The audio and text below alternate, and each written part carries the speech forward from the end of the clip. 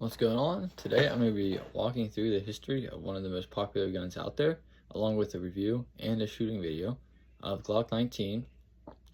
And then I'm also going to go ahead and show you my Glock 19 Gen 5, my favorite gun by far. So Glock was a company founded by Gaston Glock in Austria in the early 1980s. Originally he was just a designer, but then you see a military contract come out, and he wanted to make that dough, man. So the Glock 17, which was the original Glock, was a revolutionary pistol that used a polymer frame, something that's kind of like, that wasn't a big thing at the time. Everyone was using metal frame pistols. It used a striker-fired system. It was very safe compared to the other firearms out there. There was no manual safety on it or anything like that. And a simple internal design, which I'll show you later. This made it lighter, more durable, and easier to maintain than most handguns at the time. Most handguns at the time were kind of difficult to maintain. You had to make sure they were lubricated and everything. The Glock can run through it all. In 1988, Glock released the Glock 19, which was essentially, this is just a more compact Glock 17. It still used the same 9mm ammunition, as most countries in the world use that ammunition back then and to today. But it had a shorter barrel and a shorter grip, making it easier to carry, but still large enough for duty. The balance between the 17 and 19 made it, 19 was still a very viable option for many people. But it was easier to shoot. Well, it wasn't easier to shoot. It was easier to carry. The capacity was the same, and it was still very popular. To today, you ask someone if they rather have a Glock 19 or a Glock 17, half people would say, hey, I want a 17, others half would say, hey, I want a 19. So many civilians, law enforcement, and military units around the whole entire world adopted the Glock 19 for its concealability factor, along with it still had the same ideas of the Glock 17. Now I'm going to kind of go over the generations. There's 6 generations out now. So the early Glock 19s followed the first Glock Gen 1 design. These pistols had a smooth grip. They had no accessory rails. They had very basic controls. They were simple, reliable, and utilitarian. Glock's philosophy was never about flashy looks. It was all about functionality. This isn't a very flashy gun. It just gets the job done, and that's what you needed to do. In the early 1990s, Glock released Generation 2, and this is when Glock was really starting to see a lot of law enforcement buy their guns. They added checkering to the front and the back of the grip for more control, better texture. Internally, this pistol stayed the same basically. The only thing they really did was improve the grip texture, which made it more practical for war use and just real world use. Now the Gen 3 is when Glock really started to modernize. The Glock Gen 3 has a lot of aftermarket parts, and a lot of people still enjoy it. And there's also a lot of replicas of Glock that are a lot cheaper, are based off the Gen 3 design. It added finger grooves, a thumb rest, and an accessory rail for lights and lasers, which was a big upgrade at the time. This became the most recognizable Glock design and stayed in production for many years. Many of the police departments adopted the Glock 19 Gen 3 and became one of the most common service pistols in the world.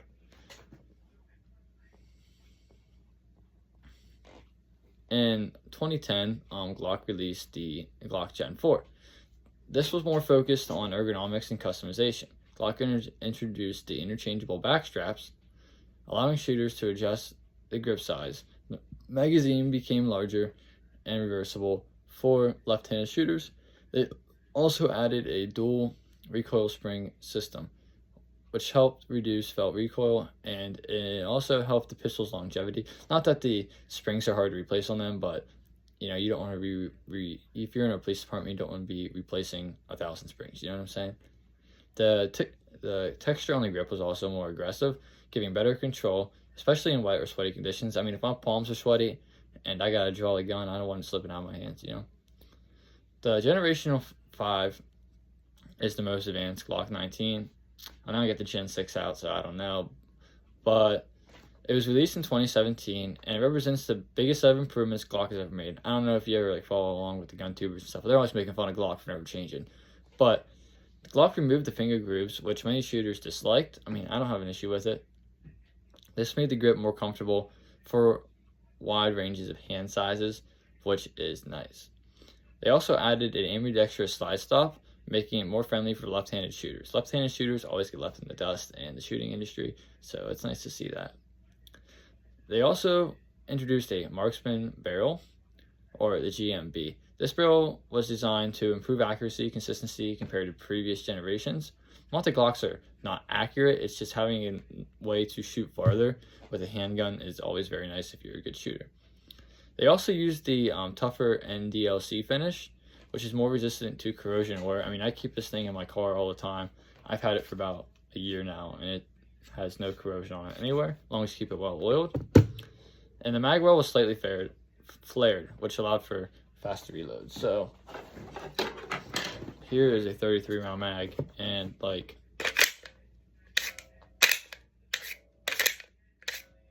very, very easy to reload.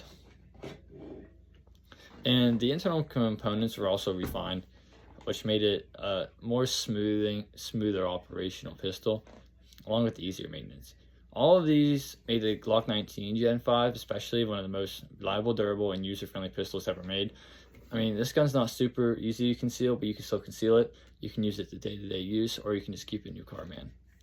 The Gen 6 is out right now, and the nice thing about the Gen 6 is it has better factory optic mounting. Glock's not known for their good factory mounting optic systems. I mean, they're trash, that's what they are. They have a more ergonomic grip design, so they have a tail in the back now that's larger. That makes it nicer to grip. It has an improved trigger feel, which is always something I've disliked about Glocks. The triggers are trash on them, but I still stick with the normal standard Glock trigger because I don't want it to decrease the reliability of my firearm. Glock does have performance triggers out, which I have yet to try. I would like to get one.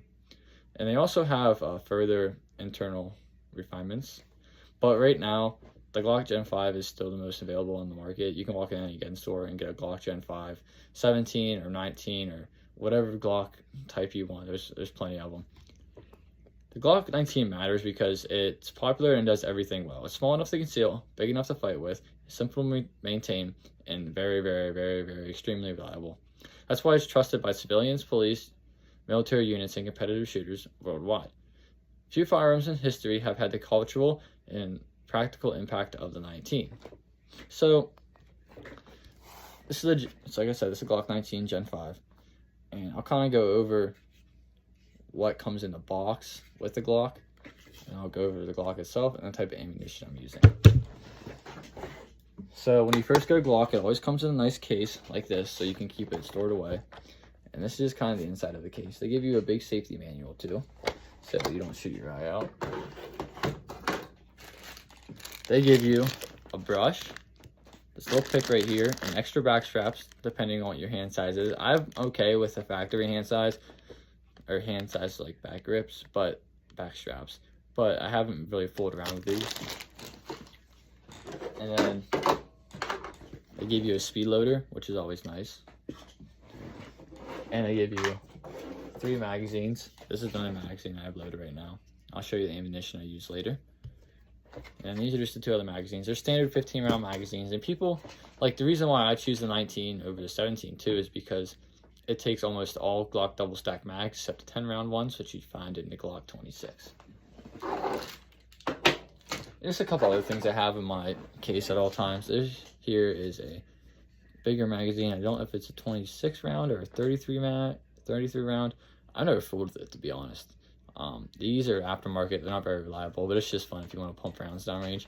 And then here I just have a sight tool. I do not have factory sights on the gun. I took those off because they were trash. No clue that mag went. So I'll go ahead and attempt to take this gun apart. So first of all, I have an O-light on this. I believe having a flashlight in a gun that you will use on a day-to-day basis is very important. It's bright and it gets the job done. It's very easy to recharge. And then here I have night sights on it, but they're not normal 2 posts in the back, 1 post in the back sights. So there's just 1 post and 1 post. And A lot of shooters don't like this, but I like this because it's very easy for me to line up. And all you have to do to put this light back on, which I really like about it, is you just take this little switch right here. You flick it on, and it's not coming off. So to take these apart, you always make sure the trigger is deactivated, which is some people's gripe about Glock. As you can see, it's clear. Pull back on this, and there's these little tabs on the side here, which I don't know if you heard them disengage, and you just pull the trigger, and I can get it off. There we go. And to take these apart to clean is real simple. You just take the spring out right here, and then the barrel comes out, and bam. Your gun is disassembled to a basic field strip. There is the slide. Here is the spring. Here is the barrel. And here's the frame. The frame itself is very light. And I'll show you the inside of them. Real simple design there. Real simple. Real easy to use. So to put this all back together, take this, insert it in the barrel like this. And go ahead and take your spring, put the fat end towards the front. Go ahead and put it in. This is kind of the hardest part of putting a Glock back together, is putting the spring in. And then go ahead and put right along the slide. Ready to go back in action again. So the ammunition I use on a day-to-day basis is 400A critical defense light. And I use the light rounds because I'm still very new to shooting, and the recoil on some of the heavier 9mm rounds makes it very inaccurate for me to shoot past like 10 or 7 yards, which most engagements are in that range though. There's just kind of what they look like. They have expanding tips, they're hollow points, and they get the job done. And for the last part, here's just some training ammo right here, full metal jackets. I buy them in these big tubs like this, usually from Grice's or wherever's the cheapest at that point. Don't want to spill them. So I'm gonna go ahead and attach a shooting video to the end of this, but I really enjoy this gun. It's my favorite gun out of all my guns in my collection. I like the sights on it that I've added. The stock sights weren't that great. I wasn't hitting a lot with them. And just the way that this gun feels when you present it, it's very nice. It's a little front heavy, I'm not gonna lie, but it helps with the recoil. And it's the reason why it's the most popular gun in the world. Or the Glock is the most popular gun in the world, not specifically the 19. So it's because it's reliable, it's easy to use, it's fun to shoot too, and you can lay rounds down. You can also get models too, where it has the switch on the back like that. And the original Glock model has the 18C has the switch right here.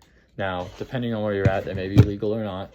You know, they're pretty easy to 3D print though and install on your gun, which is why the Glock actually, they released a Gen V to prevent the switch, but that lasted about 2 weeks. So if you have the licenses, go ahead and get the switch. You can also get FRTs and binary triggers for the Gen 3s too.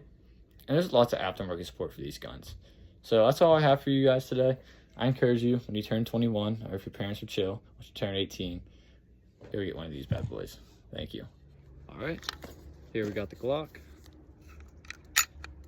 Clear. So first we're gonna be shooting this aftermarket mag, see if it's reliable or not.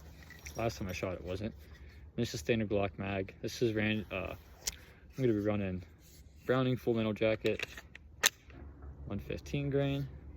There's the extendo mag. Go and blast. Make sure we're in camera still, yep.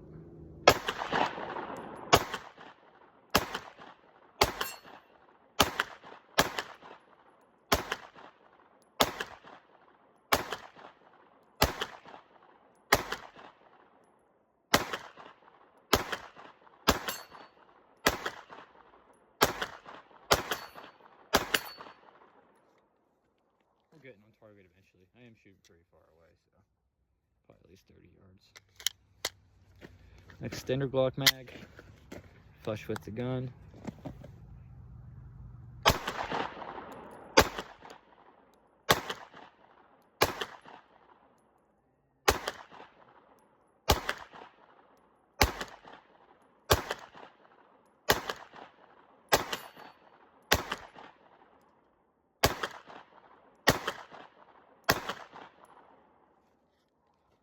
Not that good of a handgun shot yet. We're getting there, but definitely a fun gun to shoot. That's all I got for you. Thank you very much.